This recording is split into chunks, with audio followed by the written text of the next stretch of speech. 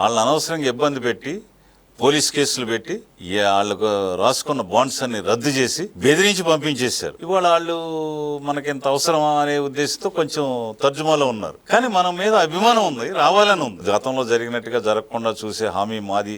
ఒకవేళ మీకు మళ్ళీ ఒకసారి ఏదైనా ఇబ్బంది కలిగితే మేము నష్టపరిహారం ఎంత ఇస్తామని చెప్తే అట్లయితే వస్తారు. ఇప్పుడు ఎందుకంటే మీరు ఒక సంస్థలో పనిచేసేటప్పుడు మీరు 4 ఏళ్ళు నాకు బాండ్ చేస్తేనే నేను మీతో వర్క్ చేస్తాను, లేకపోతే నాకు గిట్టుబాటు కాదు, నేను ఇంకో సంస్థలోకి వెళ్ళిపోతాను అంటారు.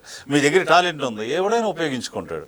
ఎన్టీ రామారావు గారు కూడా సబ్ రిజిస్ట్రార్ ఉద్యోగం వదిలి సినిమాలోకి వెళ్ళినప్పుడు 4 సినిమాలు వరుస నాకు ఇస్తానంటే వస్తా, ఒకటైతే నేను రానన్నాడు. ఎందుకంటే ఆ రోజుల్లో గవర్నమెంట్ ఉద్యోగం వదిలిపెట్టమంటే అందులో సబ్ రిజిస్ట్రార్ ఉద్యోగం మామూలు విషయం కాదు. మనకి ఏది నచ్చుతుందో అక్కడ వాళ్ళు ఏది అడుగుతారో మనకి వాళ్ళకి ఒక అండర్స్టాండింగ్ వచ్చి వాళ్ళని ఉపయోగించుకుని మనం బాగుపడాలి, వాళ్ళకి కూడా మనం ఉపయోగపడాలి. ఆ రీతిలో ఆయన ఎక్కడ ఏ అవకాశాన్ని వదిలిపెట్టకుండా వాటిని ఫిల్టర్ చేసి పట్టుకుంటున్నారు.